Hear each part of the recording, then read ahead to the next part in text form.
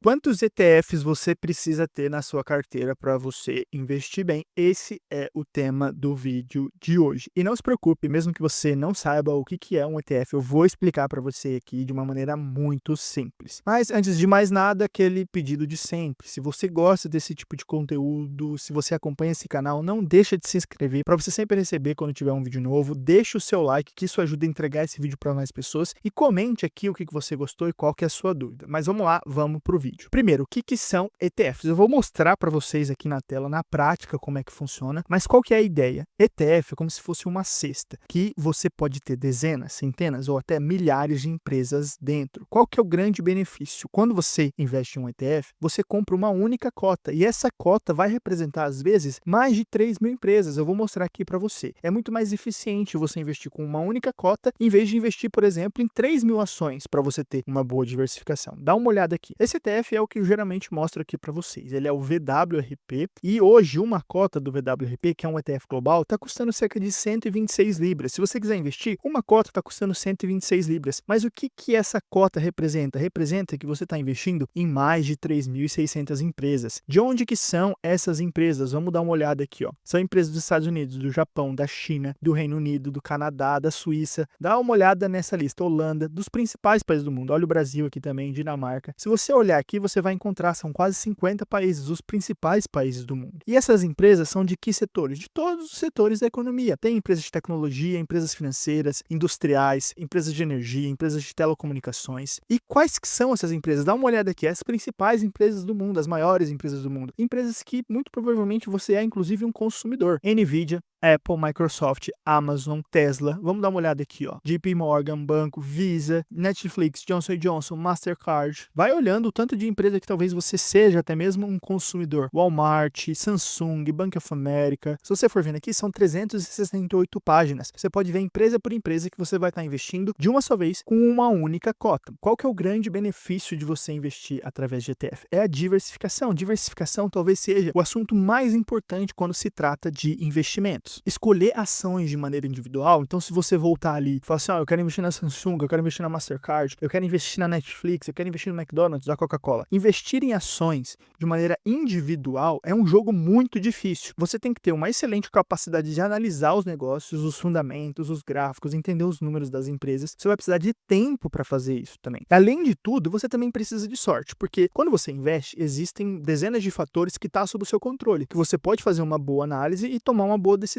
Mas existem um número de fatores ainda maior que não está sob o seu controle. Então, mesmo que você faça uma boa análise, às vezes aquela análise não valeu de nada porque teve um fator que influenciou negativamente as suas escolhas. Isso também é muito perigoso porque às vezes as pessoas não estão fazendo boas análises, mas os fatores externos que não estão sob o controle dela acabam cooperando para a estratégia dela durante um mês, durante um ano, e ela acha que ela é o melhor investidor do mundo. Investir ativamente também coloca em jogo o fator humano, o comportamento, os vieses emocionais, os vieses cognitivos, que faz muitas vezes você agir de uma maneira não racional. Investir não é um jogo simples. Investir em ações individuais é um jogo muito perigoso. Quando você compra um bom ETF com uma boa diversificação, o que você ganha? Você ganha a tranquilidade de não ter escolhido, por exemplo, 1, 2, 10 empresas e essas empresas não terem se saído muito bem e você acabar perdendo dinheiro. Outro grande benefício do ETF, quando você investe em uma cesta, por exemplo, com milhares de empresas, é que você dificilmente vai perder a chance de ter investido na melhor empresa, naquela empresa que disparou e ninguém imaginava que essa empresa ia crescer tanto assim. No ETF está tudo lá dentro, as empresas boas, as empresas ruins, as empresas médias e as empresas excelentes. Você acaba se beneficiando do resultado médio dessas empresas, que no longo prazo geralmente é positivo e é muito positivo. Samuel, mas essa média é suficiente? Sim, essa média é suficiente. Em moedas mais fortes, como a dólar, libra ou euro, o rendimento médio de investimentos mais seguros, como a savings accounts, uma renda fixa de curto prazo, gira em torno de 2 a 3% ao ano. Isso que você pode esperar se você deixar o seu dinheiro em uma cash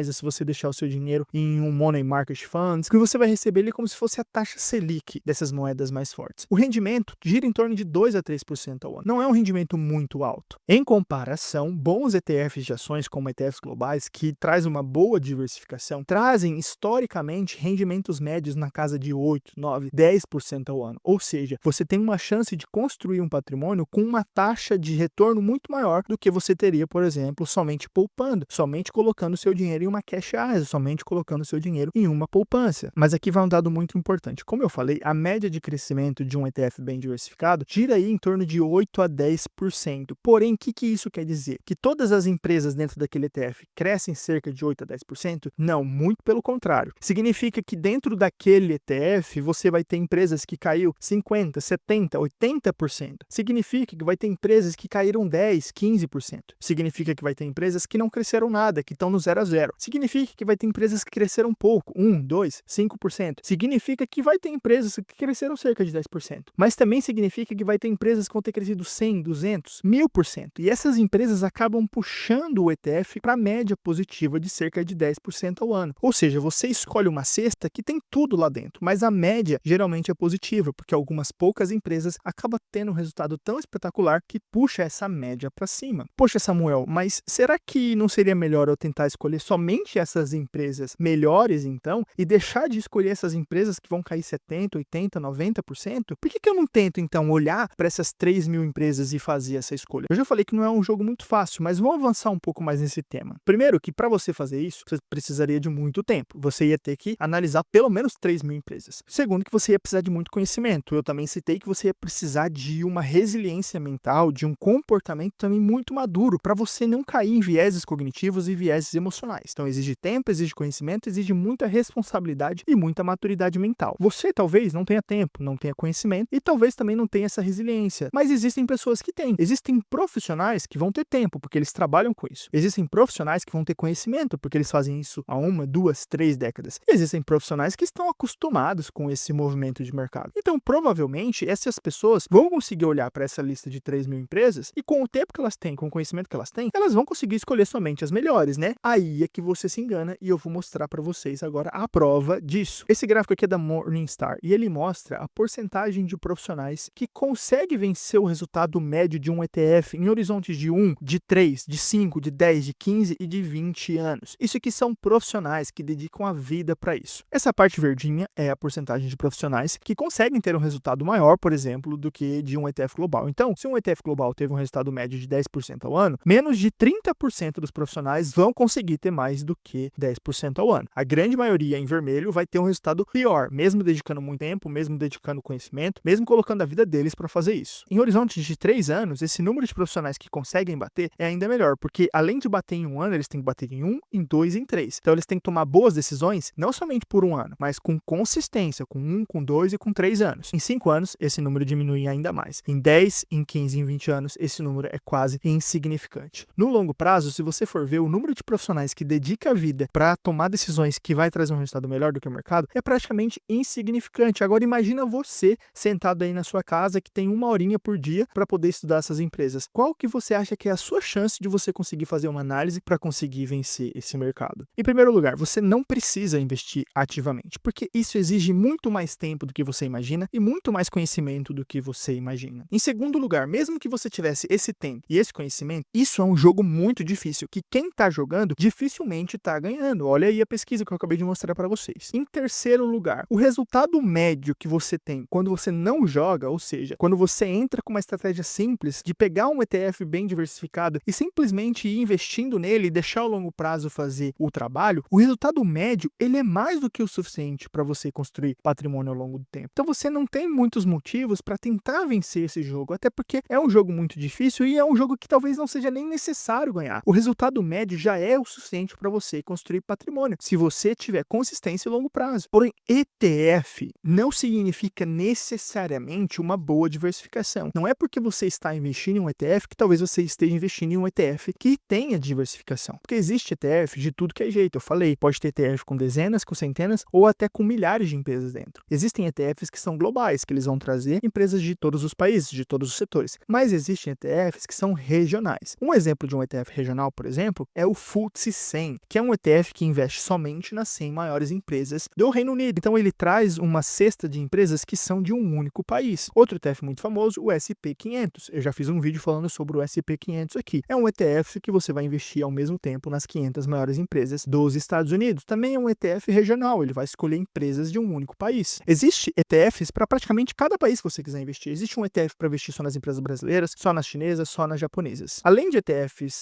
regionais, também existem os ETFs setoriais. Ou seja, você fala assim, Samuel, eu quero investir só nas empresas financeiras, só nas empresas de energia, só nas empresas de petróleo, só nas empresas de inteligência artificial. Você também tem essa possibilidade. Se você pesquisar, vai existir esses ETFs setoriais, temáticos, que eles vão pegar um setor da economia e vão selecionar um número de empresas e vão colocar ali. E com uma única cota você pode investir em dezenas ou até em centenas de empresas daquele mesmo setor. Qual que é o problema disso? Quando você escolhe uma determinada região ou quando você escolhe um determinado setor, você volta a ter menos diversificação e não mais diversificação. Um ETF global, você escolhe todas as regiões, todos os setores. Um ETF regional, você foca em uma região. Um ETF setorial, você foca em um setor. O que isso faz? Faz com que você tenha que ter a mesma sorte ou a mesma capacidade de observar que aquele setor ou que aquela região vai ter um resultado melhor do que o resultado global ou que o resultado de todos os setores juntos. Volta a ter em você a necessidade de ter certo nível de tempo, certo nível de conhecimento e certo nível de sorte para poder escolher aquela região que foi realmente a melhor, ou escolher aquele setor que realmente vai sair muito melhor lá na frente. Do mesmo jeito que tem pessoas que acabam escolhendo empresas individuais, tem algumas pessoas que acabam escolhendo ETFs regionais ou setoriais. E o problema é que vai existir essa mesma falta, às vezes, de diversificação, que pode trazer problemas para vocês. Isso volta a baixar suas probabilidades de sucesso. Você volta a participar daquele baixíssimo número de profissionais, menos de 10%, que acaba tomando boas decisões e superando o mercado. Um assunto que acaba trazendo bastante confusão, principalmente para quem mora aqui no Reino Unido, é quando ele fala, poxa, Samuel, mas você falou que tinha vantagem de investir no Reino Unido. Na verdade, a vantagem não está em investir no Reino Unido, mas a vantagem está em investir pelo Reino Unido. Eu vou mostrar para vocês agora um gráfico que compara o resultado de um ETF que tem as 100 maiores empresas do Reino Unido contra um ETF global que tem as empresas de todos os países, inclusive as empresas aqui do Reino Unido. Vamos ver o desempenho desse ETF nas últimas décadas. Essa simulação ela é feita começando ali em setembro de 2003 até